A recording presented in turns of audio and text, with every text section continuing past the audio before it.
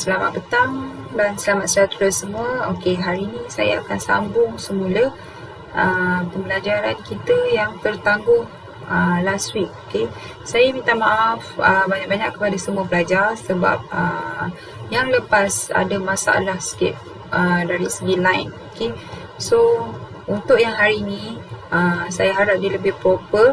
Okey, dan saya akan ulang sikit dan saya akan remind semula kepada pelajar. Okey, apa yang you kena tahu tentang bab 7 ni. Okey, first kali saya dah kenalkan dengan awak ataupun saya dah ajar awak. Okey, you kena faham tentang tajuk tu. Okey, tajuk untuk bab 7 tu. Okey, untuk bab 7 kita akan belajar tentang kepelbagaian iklim. Okey, dan pengaruh terhadap kegiatan manusia. Maksudnya apa kaitan ataupun kesan daripada sesebuah iklim tu, sesuatu iklim tu kepada aktiviti ataupun kegiatan manusia. Okey, ini saya dah terangkan di dalam kelas sebelum ni. Okey, so bila sebut saja tentang kepelbagaian iklim, bermakna secara tak langsung you kena tahu jenis iklim, ataupun jenis zon. Okey, saya tunjuk kat sini dulu. Okey, untuk belajar bab 7 ni, perkara pertama yang you kena tahu adalah you kena tahu tentang pembahagian zon. Okey, bagi zon iklim. Okey, yang pertama adalah zon iklim panas. So you tengok kat sini terdapat 4 pembahagian zon. Okey, yang pertama adalah zon panas. Okey, zon panas yang berada di garisan 0 hingga 30 darjah utara. Okey, kawasan yang mengalami iklim zon panas. Okey, manakala untuk zon sederhana panas dan zon sederhana sejuk, dia berada di area tengah ni.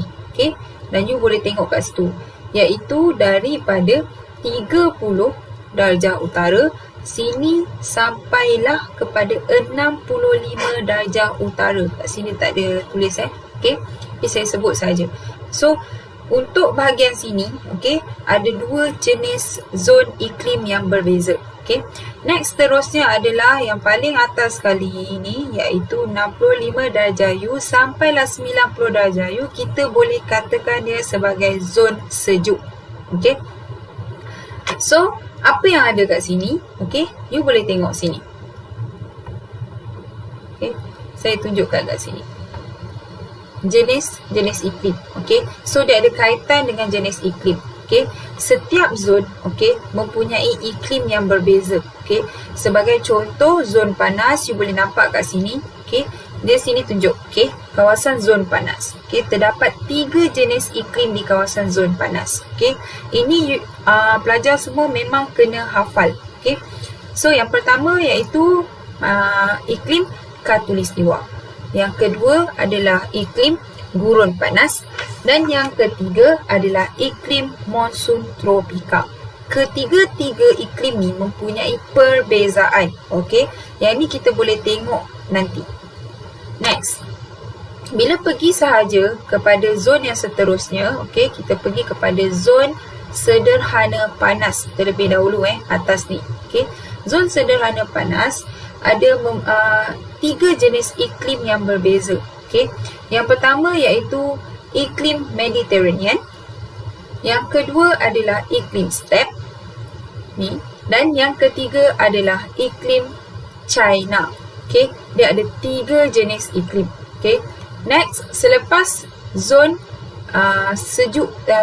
panas sederhana, kita naik atas lagi. Okey, dia akan jadi zon yang berbeza. Okey, iaitu zon sejuk sederhana. Okey, dan untuk iklim zon ataupun zon sejuk sederhana ni, dia mempunyai 2 jenis iklim yang berbeza. Okey, yang pertama adalah iklim Siberia dan yang kedua adalah iklim Laurentia. Okey, next terusnya yang terakhir, yang paling atas sekali dan berdekatan dengan kutub utara. Okey, kita namakan dia sebagai zon sejuk. Okey, dan iklim untuk zon sejuk ini ada satu saja, iaitu iklim tundra. Okey, next, seterusnya. Okey, sekejap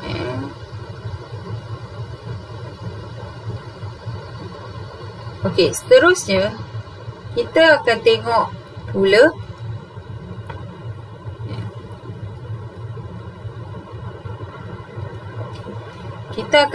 pula untuk pembelajaran yang berikutnya yang kita tertangguh last week. Okey, saya dah terangkan pada pelajar apa itu zon iklim sejuk dan iklim sederhana, zon iklim sejuk sederhana. Okey, saya dah terangkan sebelum ni.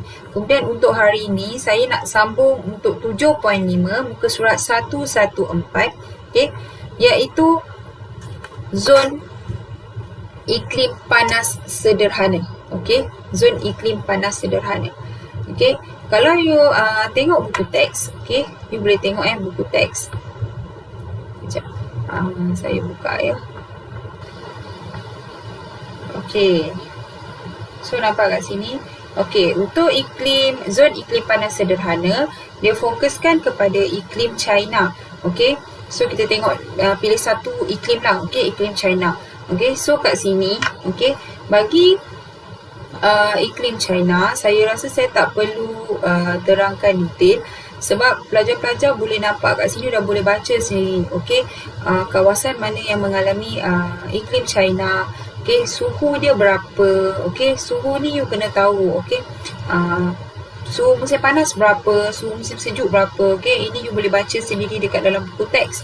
Okey, kalau kita tengok pula angin, okey, angin yang zon iklim panas terima, okey, you boleh tengok sini, angin monsun tenggara bertiup di kawasan tekanan rendah pada musim panas dan membawa hujan lebat. Pada akhir musim panas, China Selatan, Hong Kong dan Taiwan mengalami ribut taufan kerana siklon tropika bertiup dari lautan Pasifik. Apa tu siklon tropika? Okey, pelajar-pelajar, kalau nak tahu, siklon tropika itu adalah sejenis angin. Okey, sekejap saya tunjuk pada awak.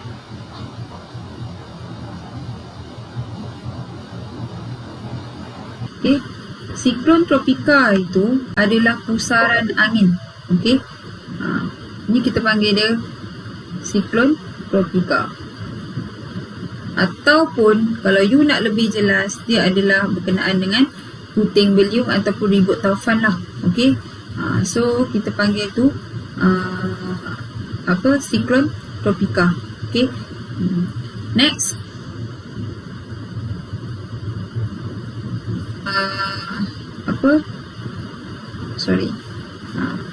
ini antara contoh. Okey, ini ialah puting beliung ataupun ribut taufan. Okey, siklon tropika tadi you boleh nampak. Okey, you boleh nampak dia adalah pusaran angin. Okey, pusaran angin yang berlaku. Okey, dan pusaran angin tu boleh menyebabkan berlakunya puting beliung ataupun ribut taufan. Okey, you boleh tengok sini, ini di antaranya lah. Okey, so ini kesan dia, okey, daripada tindak balas angin, okey, bagi zon iklim panas sederhana.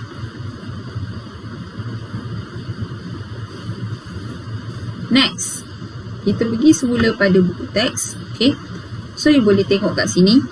Okey, hujan tahunan you boleh baca kat situ, di area 500 mm hingga 1520 mm. Kebanyakan hujan turun dalam bentuk hujan siklon. Okey, untuk bab sebelum ni kita dah belajar apa tu hujan siklon. Okey, next, pengaruh iklim China terhadap kegiatan manusia. Okey, ini yang you kena tahu. Okey, ada dua jenis kegiatan manusia yang dilakukan untuk iklim panas sederhana.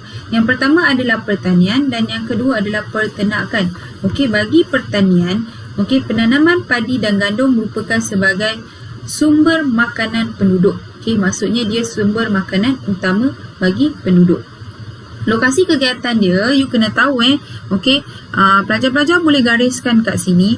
Padi ditanam di kawasan lembah sungai Yangtze. Okey, tolong gariskan penanaman padi, okey, di kawasan lembah sungai Yangtze. Okey, kemudian penanaman teh, okey, tolong gariskan di kawasan bukit antara lembangan Changjiang dan Zhejiang. Okey, ini pun pelajar boleh gariskan. Okey, sebab yang ini pelajar kena kenal pasti. Next, kawasan pengeluaran gandum utama, tolong gariskan juga, adalah dataran China Tengah. Okey, pengaruh iklim pula, suhu musim panas pada 28 darjah Celsius dan hujan tahunan yang melebihi 1000 mm sesuai untuk penanaman padi. Okey, antara aktiviti penanaman padi dijalankan pada musim hujan. Gandum dan teh ditanam di kawasan suhu sederhana panas iaitu antara 16 darjah Celsius hingga 18 darjah Celsius. Ini merupakan suhu yang sesuai untuk penanaman teh. Okey. Next, seterusnya, penternakan. China merupakan pengeluar dan pengguna hasil ternakan utama dunia. Okey. So, pelajar-pelajar boleh gariskan kat sini. Okey, pengeluar dan penternak hasil ternakan dunia. Pengeluar dan pengguna hasil ternakan utama dunia. Pelajar boleh gariskan. Okey, sebab ini di antara poin yang penting dan pelajar perlu tahu. Okey. Next, permintaan tinggi terhadap produk berasaskan daging dan susu segar kerana kerajaan China menggalakkan peningkatan taraf kesihatan rakyat. Okey. Sebab dia lebih mementingkan kesihatan rakyat, jadi that's why dia punya pengeluaran dari segi ternakan tu tinggi. Okay. Next, kawasan penternakan utama di China adalah, you tolong ingat yang ni dan gariskan. Okay. Yang pertama ialah Shanghai Bright, Inner Mongolia Gili dan Shijiazhuang Sanlu. Okay. Next, terusnya kawasan penternakan ayam.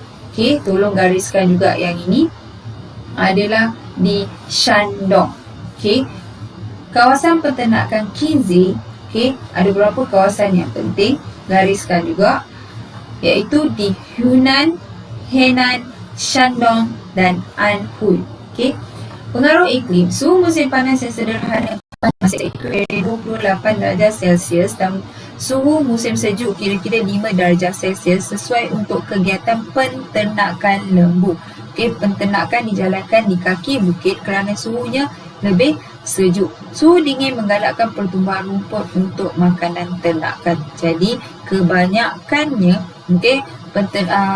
penternakan lembu diternak di kawasan kaki bukit sebab keadaan suhu dan sumber makanan yang banyak di kawasan tersebut. Okay. Next, terusnya kita boleh tengok pula zon iklim panas. Okay. So, bila sebut saja zon iklim panas, secara automatiknya kita fokuskan pada iklim gurun panas. Okay, sebab dia lagi nyata, okay, bagi zon iklim panas. Okay, iklim ini merupakan iklim yang panas dan kering sepanjang tahun. Okay, you boleh gariskan untuk iklim yang panas dan kering sepanjang tahun yang ini. Okay, sebab awak kena tahu apa yang dimaksudkan, kenapa ataupun you kena tahu apa itu iklim gurun panas. Okay, so iklim gurun panas tu merupakan iklim yang panas dan kering sepanjang tahun. Okay, kawasan yang mengalami iklim gurun panas ini ialah Gurun Arab. Min suhu tahunan dia adalah 25 darjah Celsius.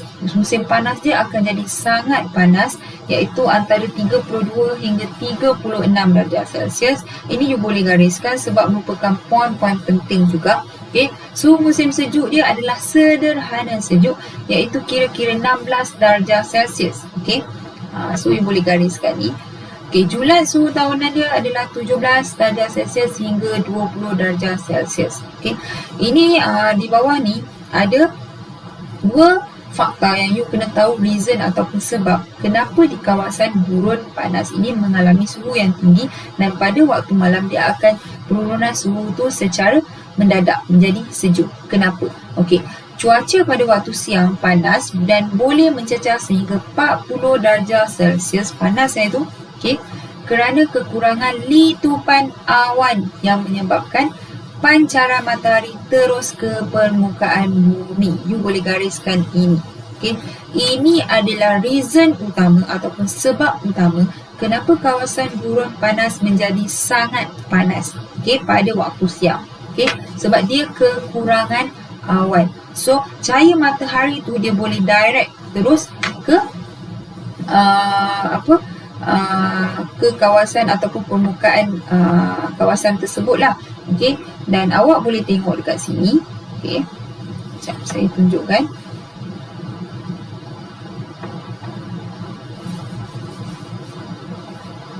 Okey, so kalau you tengok kat sini, nampak tak? Okey, ini di antara kawasan gurun panas yang awak boleh nampak. Okey, saya besarkan gambar tu supaya lebih jelas. Okey, so kalau awak nampak, boleh nampak kawasan langit ni. Okey, kawasan langit ni kosong. Okey, tak nampak pun awan.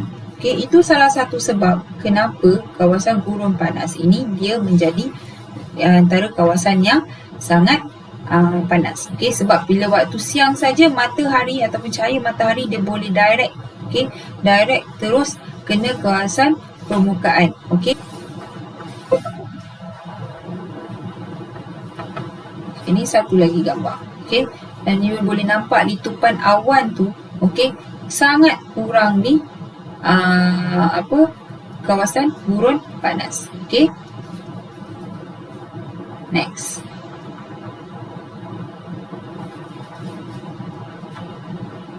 Okey, kita pergi pula pada angin. Angin timuran yang kering bertiup dari kawasan darat dan tidak membawa hujan. Okey, maksudnya hujan kawasan gurun panas ni sangat-sangat kurang. Okey, sangat-sangat kurang. Jumlah hujan tahunan you boleh gariskan, ini di antara poin yang sangat penting. Okey, iaitu kurang daripada 250 mm. Maksudnya kat sini dia punya jumlah hujan terlalu sikit per tahun. Okey, mewujudkan keadaan gersang iaitu yang sangat kering. Okey, gersang ataupun kita panggil dia sangat kering.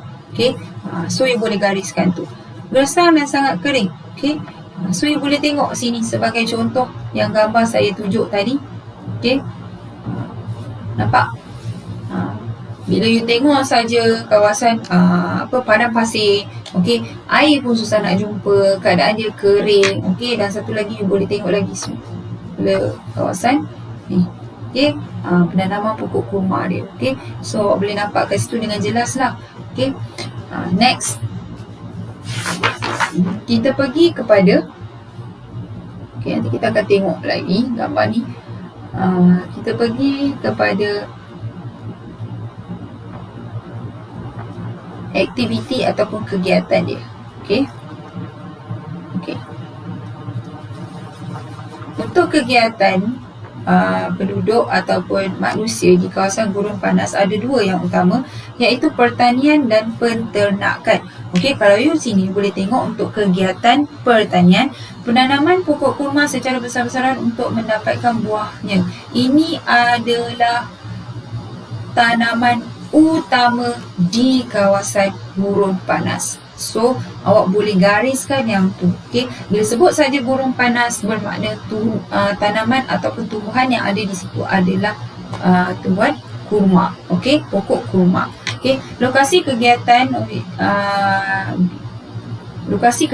dia, okay, iaitu di ladang buah kurma di wilayah Qasim, Arab Saudi. Okay? Next, pengaruh iklim. Pokok kurma ditanam di kawasan oasis secara ladang. Okay, pokok kurma dapat tumbuh pada suhu 7 darjah Celsius hingga 40 darjah Celsius. Apa itu oasis? You boleh tengok dekat glossary sini. Okay, oasis ialah merupakan kawasan subur dan mempunyai air di padang pasir. Maksudnya kawasan tu lembap lah. Okay, dan mungkin kawasan di situ mendapat bekalan air.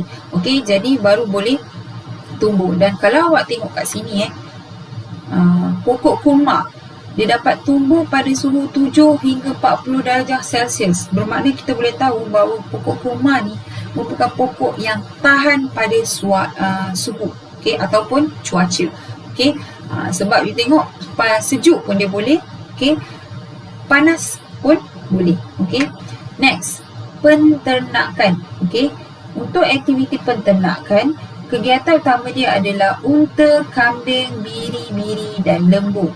Diternak untuk mendapatkan daging, susu, kulit dan bulu. Okey, dalam buku teks awak boleh nampak dengan jelas, okey, gambar-gambar raja yang ditunjukkan. Okey, Ladang ternakan unta berada di Hudaibiyah, Arab Saudi. Okey. Ladang ternakan lembu di Gurun Arab. Jumlah hujan tahunan yang kurang menyebabkan rumput dan semak samun tumbuh renek. Renek ini maksudnya pendek. Okey. Dalam maksudnya tumbuhan yang tumbuh tu hanya rendah-rendah sahaja. Okey. Dan jarang. Jarang tu maksudnya dia bukan tumbuh dalam kelompok yang banyak. Maksudnya dia tumbuh jarak-jarak. Okey, itu yang dimaksudkan jarak. Rumput ini dijadikan makanan ternakan seperti lembu, kambing dan unta. Itulah yang menjadi sumber makanan kepada haiwan ternakan dia. Okey. So habis dia bahagian gurun panas bermakna habislah pembelajaran kita tentang bab 7 ni. Okey, iaitu kepelbagaian iklim dan pengaruhnya terhadap kegiatan manusia di Asia. Okey. Sebelum ni, okey, saya ada buat kuis, betul tak? Untuk pelajar-pelajar bagi penambahan markah. Okey. Jadi, untuk next selepas ini, okey. Selepas ini, bagi 10 pelajar yang mendapat masa yang terbaik yang saya dah announce kan, saya akan bagi penambahan sebanyak 2%. Tengoklah 2 ke 5, bergantunglah, sebabnya 2 quiz, so bermakna 5 antara 4 markah, 4 ataupun 6 markah. Tengoklah, mungkin tak sampai 5 tu terlalu banyak. So untuk satu kuis saya bagi 2 atau 3, dan kuis yang kedua 2 atau 3. Jadi total untuk 2 kuis tu adalah 6 markah tambahan. Jadi saya akan masukkan senarai nama, saya dah ambil, dan you tak perlu risau, sebab saya akan tambahkan. Dan macam seperti yang telah diberitahu dan dimaklumkan, kita akan ada ujian, ujian sumatif, bila? Itu akan berlaku pada awal tahun hadapan. You naik sekolah saja, bulan 3 tu kita akan adakan ujian. So saya minta pelajar tolong study, tolong buat ulang kaji, terutamanya bab-bab yang susah ni. Dan bagi pelajar-pelajar yang tak faham, masih lagi keliru ataupun masih lagi tak menguasai sesuatu bab tu, awak boleh personally, contact saya dalam GC, tak ada masalah sebab saya on saja, ataupun siapa yang ada contact number saya boleh tanya. Sorry sangat-sangat, ada pelajar yang tanya dan saya tak sempat nak reply. Jadi sebab ramai, jadi kadang-kadang saya pun terlupa. Bagi siapa yang saya tak jawab lagi soalan yang you bagi, saya akan jawab. Cepat atau lambat saya akan jawab. Nanti saya akan settle saja semua, saya akan reply you punya chat.